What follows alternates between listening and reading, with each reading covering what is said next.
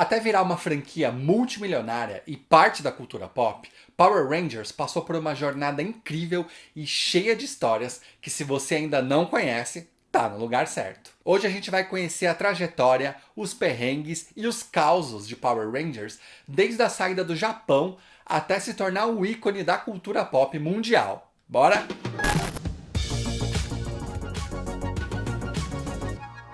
E aí pessoal, tudo bem? Eu sou o Rodrigo, esse é o Canal Zero e hoje a gente vai conhecer um pouquinho mais sobre a história de Power Rangers, esses nossos adolescentes de colã que a gente ama tanto.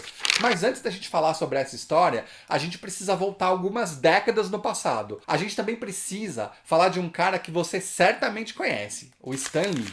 Sim, ele mesmo, o pai do Homem-Aranha. Stan Lee não teve relação direta com a produção de Power Rangers, mas ele foi o cara que teve a sacada de levar o Super Sentai do Japão para os Estados Unidos, aproveitando cenas de séries originais com outras gravadas na terra do Tio Sam. E para não deixar essa história toda confusa, vamos organizar. Stan Lee estava tentando levar os personagens da Marvel para a TV lá nos anos 70, mas ninguém estava muito interessado em dar uma oportunidade para os heróis. Para os executivos da época, herói era coisa de adulto e não tinha apelo com meninos mais novos. Em 1977, depois de muita insistência, o Stan Lee conseguiu colocar no ar uma série do Homem-Aranha com 13 episódios, mas que não foi tão bem recebida pelos americanos. Ao contrário deles, os japoneses amaram, e a repercussão da série fez com que o Stan Lee ficasse famoso por lá e os olhos da Toei foram para cima dele. E isso resultou num contrato de 3 anos com a Marvel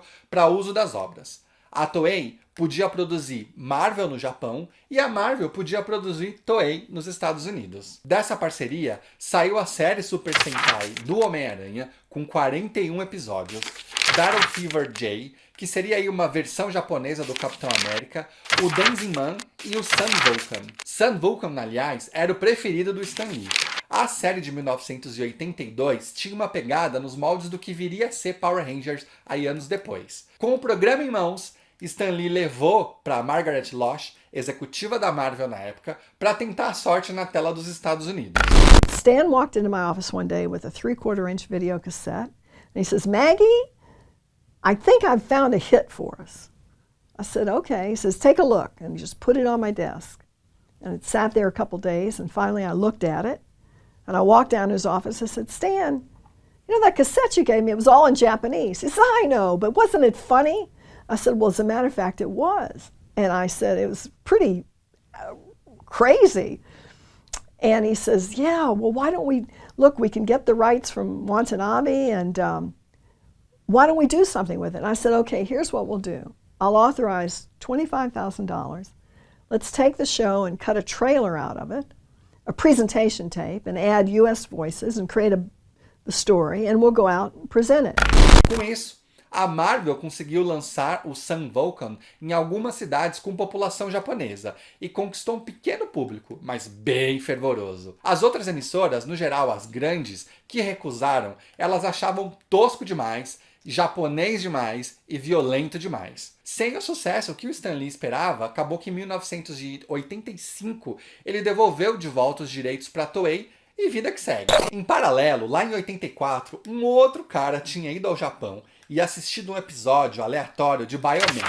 Lá no quarto do hotel dele ficou encantado. O cara, Rain Saban. O Saban, na época, ele era produtor musical e ele investia na compra e venda de conteúdo de vários países. Assim, bem resumidamente, tá? Ele, assim como Stan Lee, viu potencial naquela série com uma galera super colorida, suas coreografias elaboradas e robôs gigantes, e também decidiu tentar a sorte. Levar Bioman para os Estados Unidos. O caminho foi bem parecido com o do Stan Lee, mas em vez de dublar o episódio, o Saban montou um piloto onde substituiu todos os personagens japoneses por americanos, fez algumas mudanças na história e aproveitou tudo que tinha com cena do uniforme do material original. Mais uma vez, não rolou. O Saban tinha certeza do que o que ele tinha em mãos tinha potencial. Ele só não tinha encontrado ainda a pessoa certa que ia ajudar ele a fazer acontecer. Mas isso ia se resolver logo mais ao conhecer a Margaret Loesch, agora na Fox, e precisando preencher um espaço na Fox Kids. Ela queria algo para competir com Tom e Jerry, que tivesse ação e fosse diferente de tudo que estava rolando.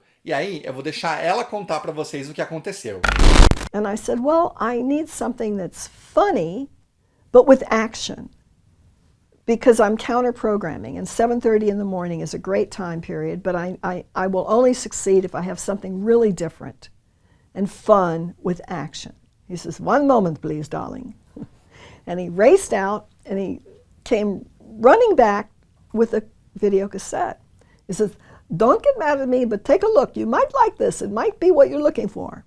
And I put that cassette on, and it was the exact same footage that Mr. Watanabe had sent us, that Stan had shown me. A Margaret topou e apresentou para o chefe dela, que não curtiu pelos mesmos motivos de todo mundo que tinha rejeitado antes.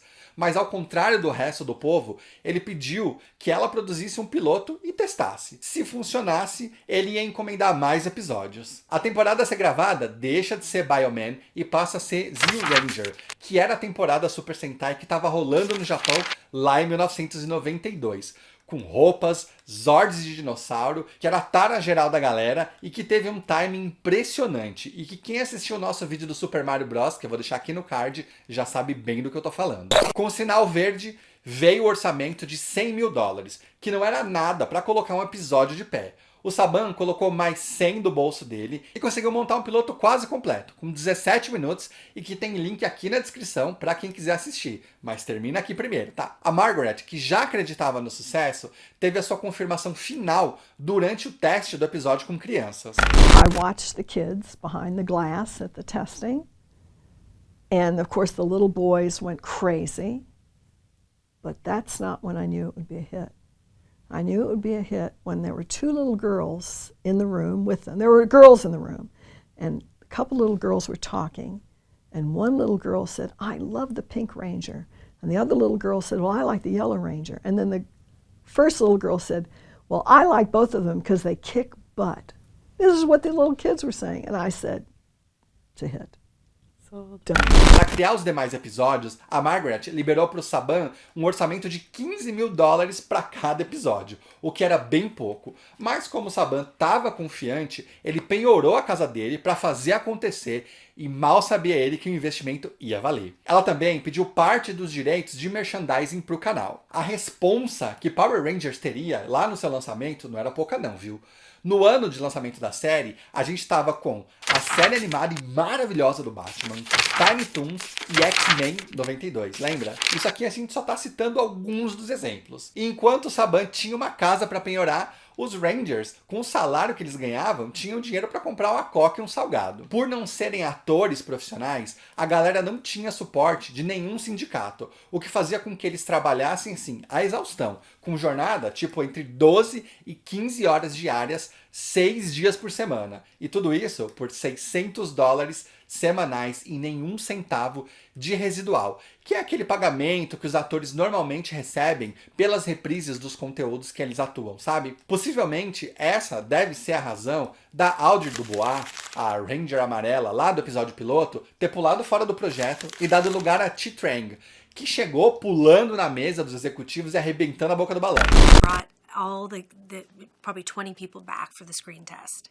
And it was Haim Saban and everybody in one room.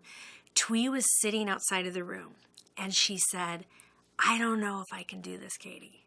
I don't know if I can walk into that room and audition. I am terrified. And I said, here's what we're going to do. You're not only going to walk into that audition, you are going to walk in and jump on the table where all the executives are sitting, and you are going to own that audition. So I walk in, the videos are rolling, and Twee runs in and she jumps on the table and proceeded to our audition and went crazy. And she became a Power Ranger. Além da troca da Ranger amarela, do piloto para o material final, a gente teve uma série de melhorias nos cenários, nos personagens e nos efeitos. E ainda falando sobre a Trini, a escolha de uma atriz asiática para vestir o uniforme amarelo e um ator preto para o uniforme preto gerou bastante polêmica na época. O Walter Jones, que faria lá o Zack, né, o Ranger preto, chegou a minimizar o assunto numa entrevista que ele deu para Sci-Fi, lá em comemoração aos 25 anos da série. I felt like for people of color it was really inspiring. Overall, it was inspiring for everybody. I mean, you know, in the pilot, the Yellow Ranger was Latina. So at that time, it wasn't really such a big deal. It was like, oh yeah, that's okay, Black Ranger in the black costume, which I would have picked anyway. I'd have been like, any, meeny, give me the black one. But then later on, when we did the series, we had another Yellow Ranger, and she was Thuy Trang, and she was Asian. So then everybody went, that's odd. Huh, the Asian Ranger is in the yellow costume, the Black Ranger's in the black. What did this mean? Yeah. It means nothing. It just was coincidental. De qualquer forma, essa questão também foi endereçada a partir dos próximos Rangers, quando o Adam chegou como novo Ranger preto e a Isha a amarela. Mas isso a gente vai ver um pouquinho mais pra frente. Por agora, eu quero encerrar a polêmica com o GIF da Ranger amarela, que virou meme há alguns anos, e a gente que assistia na época provavelmente não percebeu. E é só uma das várias questões que aparece quando a gente reaproveita conteúdo, né? Se você olhar atentamente, com certeza vai encontrar mais um monte de coisa, e isso tem tudo a ver com a forma de produção do programa. E eu explico. O processo de criação de um episódio é o seguinte: pega-se todos os episódios de uma temporada japonesa, reescreve-se a história para adaptar para o contexto ocidental, mas mantendo a ação. Monta-se um quebra-cabeça de cenas e pronto. Um episódio de Power Rangers, antes do time lá dos Estados Unidos colocar a mão, está aproximadamente 30% pronto. As cenas de uniforme com os Zords são quase todas lá dos seriados japoneses, assim, com necessidade só de dublagem na maior parte dos casos. Em termos de custo, isso é muito importante para manter o mínimo de investimento e o máximo de lucro. Em termos de logística, o que rola é: os Estados Unidos definem a temporada que vai usar, o Japão faz um pacotão com episódio, figurino, acessórios e despacha. Com tudo isso em mãos, os Estados Unidos começam a produção da série nova. Com esse esquema de produção, é possível mexer na estrutura, na ordem cronológica, na inclusão ou retirada de personagens e o que mais a criatividade permitir. É um trabalho bem artesanal e bem trabalhoso.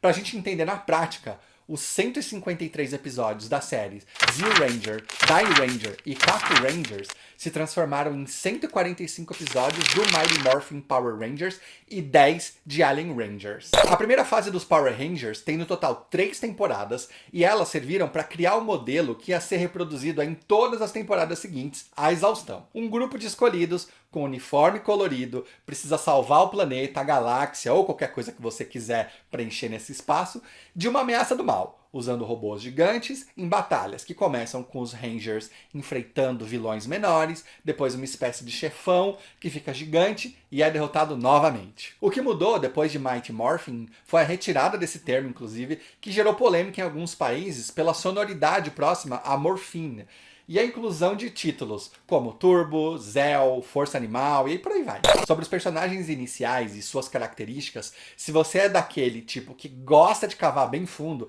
eu tenho uma coisa aqui sobre o casting que você com certeza vai amar, que é uma foto do convite para os testes que o David Yost, que é o Ranger Azul, postou no Twitter há alguns anos. Na imagem dá para ver algumas diferenças do que foi planejado para aquilo que virou realidade. Ainda sobre o casting, uma curiosidade que poderia ter feito as coisas serem bem diferentes foi que o Jason David Frank, o Ranger Verde, ele fez o teste para ser o vermelho, mas ele não passou.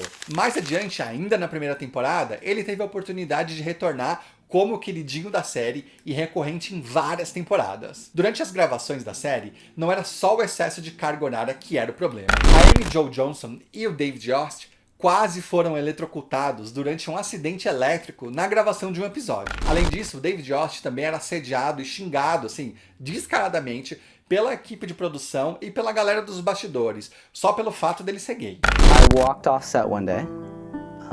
During the middle of lunch, during halfway through the day, I just had made a decision. I'd been thinking about it for a good week, and the reason that I walked off is because I was called faggot one too many times.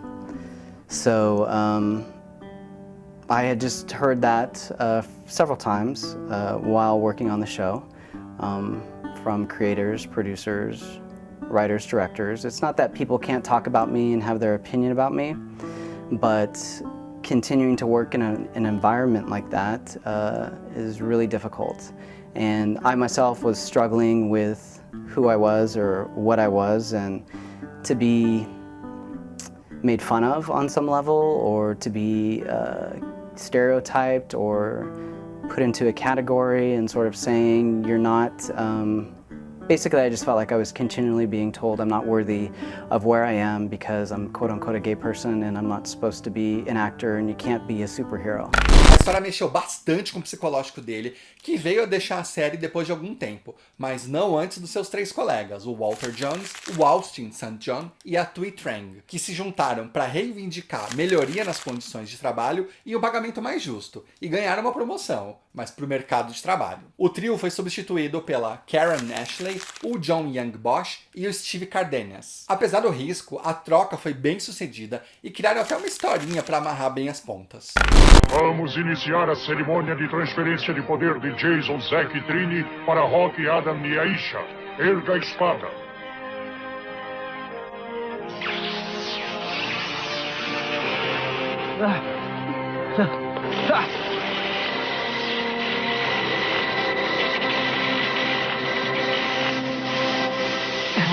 Legal. Rangers que partem, serviram com coragem e eu lhes agradeço. Eu sei que em sua nova vida servirão com dignidade, humildade e coragem. Vão agora e tornem o mundo um lugar melhor. Que o poder sempre esteja com vocês e os proteja. Jason, Zack e Trini, viva o poder! Viva o poder! Adeus, espero vê-los em breve. Sentirei saudades. É um novo começo. O Saban deu uma minimizada na saída do trio e não comentou as questões de trabalho precária, sabe? O argumento dele foi aquele que a gente já imaginava e a cara nem ardeu, viu? Os novos integrantes também participaram do primeiro longa-metragem da série e esse, ao contrário da TV, foi 100% gravado nos Estados Unidos e com a missão de começar algumas mudanças que seriam apresentadas na série de TV. As mudanças incluíam a troca da atriz que fazia a Rita Repulsa, que era a icônica Machiko Soga, para Carla Perez. Não essa. Essa aqui.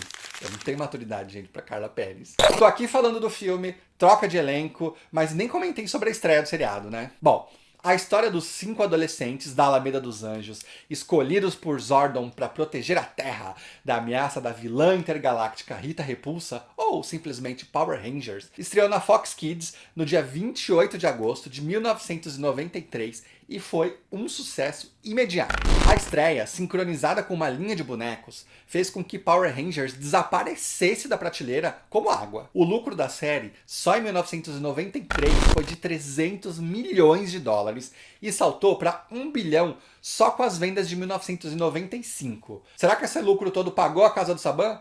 Porque o salário dos Rangers continuou o mesmo. O sucesso estrondoso dos Power Rangers e a venda de bonecos só se igualou a um outro grande fenômeno do início da década, que a gente vai ver aqui no canal em algum momento. Tartarugas Ninja. Inclusive, o crossover é real e aconteceu numa temporada de Power Rangers para viabilizar uma série live action das tartarugas. Hey, Nardo! Raphael?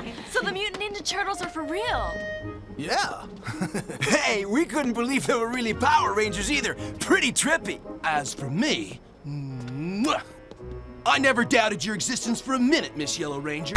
Mas isso vai ficar para outro vídeo, hein? A estratégia do Saban, em parceria com a Bandai, era o que as crianças pudessem desejar, eles iam produzir. E com essa receita, 93 e 94 era só prateleira vazia. The Power Rangers have grown into a billion-dollar business with a vast array of licensed products from over 250 licensees worldwide. O bom desempenho dos Power Rangers seguiu até 2001, quando a Disney, que estava em busca aí de um produto que fosse para os meninos, o que as princesas eram para as meninas, decidiu comprar não só Power Rangers, mas a Fox Family toda, numa transação de 3 bilhões de dólares. Só que o feat entre Disney e Power Rangers não deu muito certo. Várias emissoras afiliadas simplesmente se recusaram a transmitir os episódios, por discordarem do conteúdo. A alegação é que a série ia contra a FCC, que é a Comissão Federal de Comunicações, um órgão que regulamenta a TV nos Estados Unidos, e também ia contra o ato relacionado à programação infantil de 1990. Esse ato ele previa que o conteúdo infantil tinha que ser informacional ou educacional. o que definitivamente não era o caso. The critics point to the violence, and they say this is a bad message for children, no matter how the producers try to package it. If you're in the right, it's okay to use weapons, it's okay to use force, it's okay to hurt, to maim, to kill. And that's a pretty sad message to be giving children. Os anos foram passando e a Disney decidiu em 2010 que não ia produzir uma nova temporada. Eles iam reprisar a primeira. O novo destino também tinha a ver com outro brinquedo que a Disney tinha encontrado para suprir esse espaço das princesas. O nome? Marvel. Olha só a Marvel passando novamente pela história dos Rangers. O Saban, que não é bobo nem nada, tava de olho e comprou para si a série, já anunciando a produção de uma nova temporada em parceria com a Nickelodeon. A série usada como base foi a Samurai Sentai Shinkendi, de 2009, e foi ao ar em fevereiro de 2011. Junto com a novidade, veio o anúncio de um filme que não rolou. Não, pelo menos até 2017, quando rolou aquele reboot no cinema e foi um fiasco de bilheteria. E um sinal, investir na TV é mais lucrativo. Tudo parecia bem estável, até que do nada o Saban anuncia o fim da parceria com a Bandai em 2018 e logo na sequência diz que a Hasbro, além de dona dos direitos de produção dos brinquedos, também tinha comprado tudo relacionado a Power Rangers. Here we go again, gente. A transação saiu por 522 milhões de dólares e já rendeu temporada nova no ano seguinte, na mesma fórmula que consagrou a série. Com isso, Power Rangers segue firme e forte, às vezes não tão firme, às vezes não tão forte, mas fazendo história com um especial comemorando seus 30 anos na Netflix. Uma boa oportunidade para a gente rever Billy, Zack, Rocky e Catherine de volta à ação, já que infelizmente a Thuy Trang e o Jason David Frank não estão mais entre nós e a Amy Jo Johnson não foi chamada, mas também não aceitaria se tivesse sido. O Austin St. John's, lá, o Jason, ele tá com algumas questões legais aí para resolver e acabou não conseguindo entrar também. Será que dessa vez a parte do elenco original teve o reconhecimento merecido? Dado o fato que a produção migrou para Nova Zelândia há alguns anos por conta de leis mais flexíveis, eu acho improvável, mas vamos torcer, né? E com isso a gente chega ao final da nossa saga, revisitando os 30 anos de Power Rangers. E agora eu quero saber de você. Você assistia a série? Qual sua temporada preferida? Que Ranger era você na infância? Me conta tudo aí nos comentários que eu quero saber. E se você gostou desse vídeo, já sabe, deixa seu like, se inscreve no canal se você for novo por aqui e anota na agenda que o Canal Zero tem vídeo a cada 2 semanas, combinado?